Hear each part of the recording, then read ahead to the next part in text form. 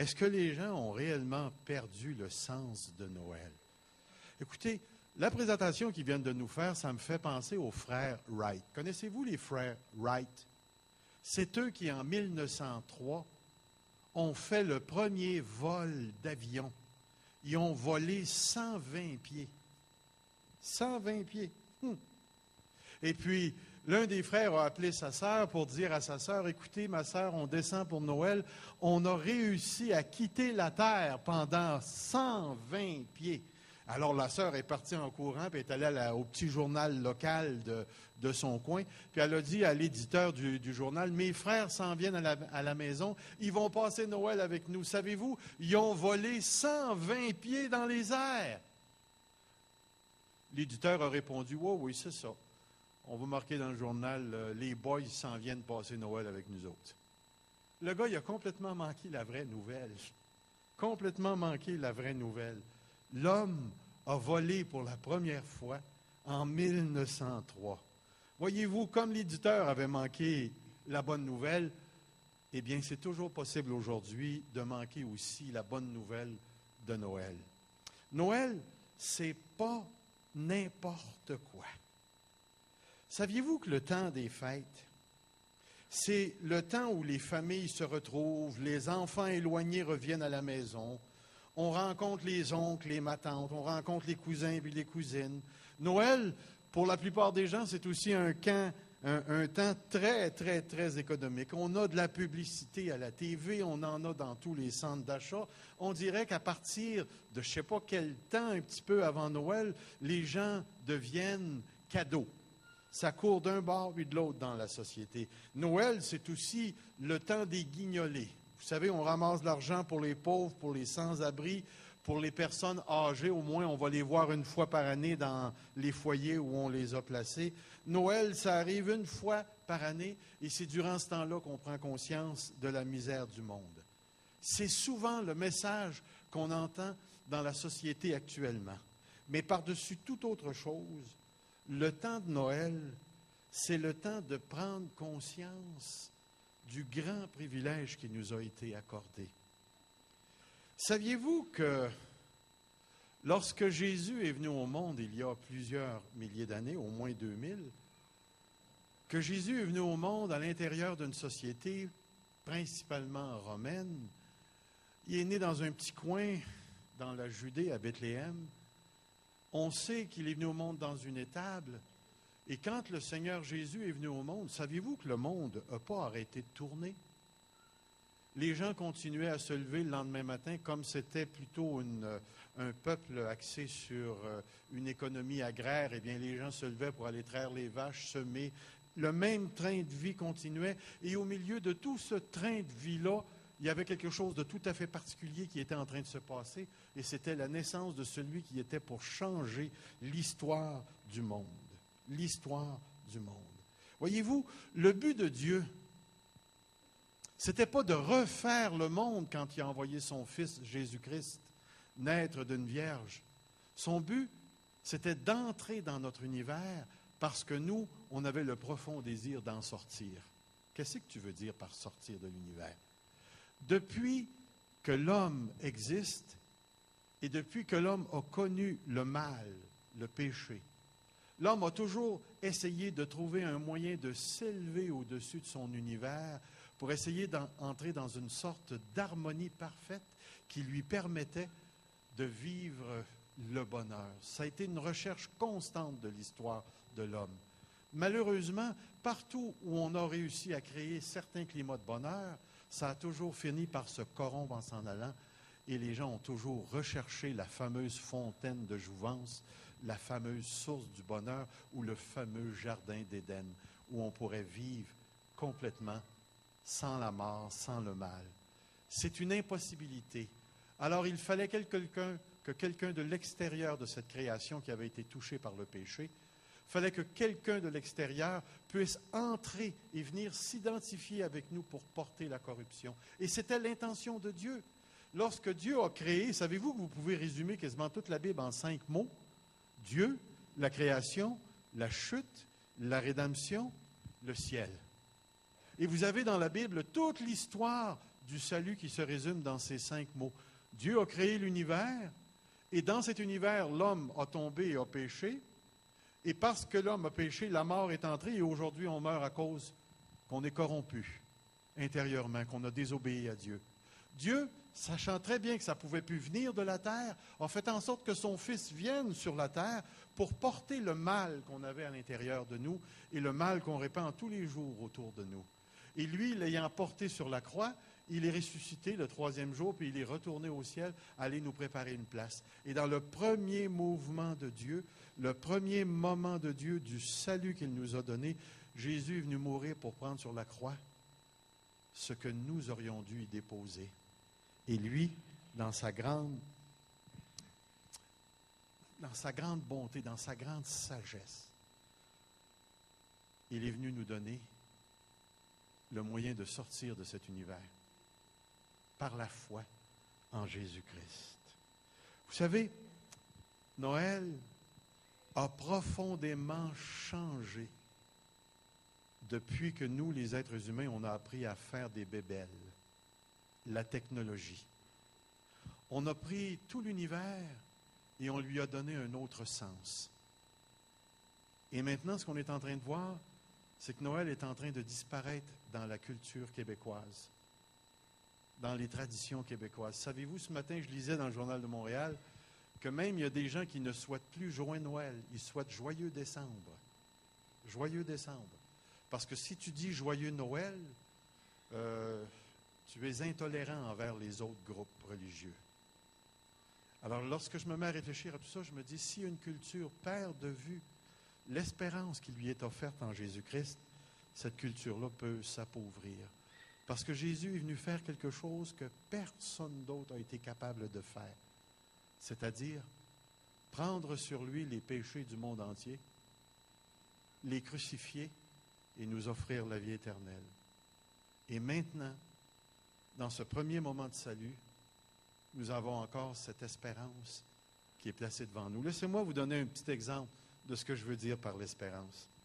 À un certain moment donné, il y a une 20aine d'années environ aux États-Unis, il y avait un couple qui avait mis des lumières de Noël sur leur maison, mais il en avait mis pas à peu près. Quand il allumait la switch, comme on dit, ça brillait. Le seul problème, c'est que les lumières s'éteignaient jamais.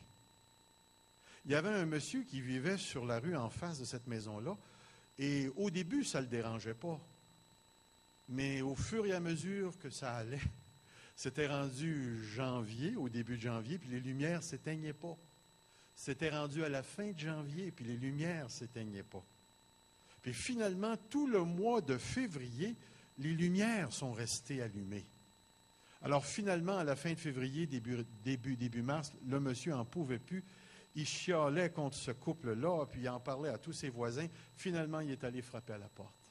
Lorsqu'il est allé frapper à la porte, la dame lui a répondu. Et la dame lui a dit ceci. Notre fils est au Vietnam. On ne sait pas s'il va revenir. Mais les lumières, c'est un signe d'espérance pour quand il va revenir. Jésus-Christ est la lumière du monde. Il est venu sur cette terre pour faire quelque chose que toi et moi, on ne pouvait pas faire. Il est venu pour t'offrir quelque chose qu'aucun autre peut t'offrir. Aucun autre groupe peut t'offrir, que la politique ne peut pas t'offrir, que l'éducation ne peut pas t'offrir, que l'économique ne peut pas t'offrir, que la technologie et la science ne peuvent pas t'offrir. Il est venu offrir parce qu'il nous a dit tout simplement ceci. Et laissez-moi vous lire seulement ce texte. « Je leur donne la vie éternelle et elles ne périront jamais et personne ne les ravira de ma main. » Et dans un autre texte, il est écrit « Et la promesse qu'il nous a faite, c'est la vie éternelle. » Voyez-vous, fêter Noël, là, juste pour fêter Noël, ça vaut ce que ça vaut. On arrive à maintenir une certaine forme, une certaine fête qui nous permet d'avoir des liens familiaux au moins une fois par année. Et encore là, le temps des fêtes est un temps déprimant pour bien des gens. Mais le temps des fêtes, c'est Jésus-Christ qui est venu au monde en vue de la croix, en vue du ciel. Et c'est pour toi qu'il l'a fait. Laisse-moi te dire ceci, du fond de mon cœur. Dans quelques décennies, ça va devenir très, très, très difficile pour nos petits-enfants de parler de Jésus. Ça va devenir difficile parce que notre société est en train d'évacuer Dieu de toutes les couches sociales qui la constituent. Et vous entendez aujourd'hui parler de Jésus, peut-être pour certains d'entre vous, c'est la première fois, pour d'autres, vous l'avez déjà entendu. Mais laissez-moi vous encourager à ceci.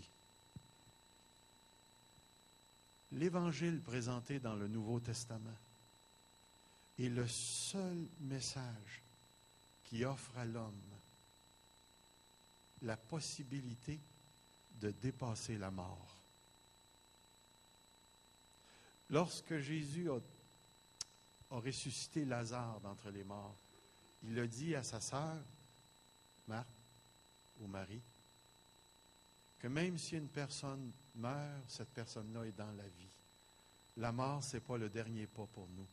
Alors, quand on parle de Noël, on est loin de parler juste de la pauvreté, juste des cadeaux, juste du temps des fêtes, juste des familles qui se rencontrent. Noël, c'est le moment où on va se rappeler que Jésus-Christ est venu t'offrir un cadeau, et le cadeau qu'il a offert, c'est le don de la vie éternelle. Plus je vieillis, moi je suis rentré dans la même classe d'âge que Joanne, j'ai 50 et plus. En passant, Joanne voulait juste te dire, ça fait pas mal à 50 ans. Tout ce que je veux te dire, c'est prends le temps de réfléchir parce qu'il te reste moins de temps si tu es dans la cinquantaine que ce que tu as vécu à venir jusqu'ici.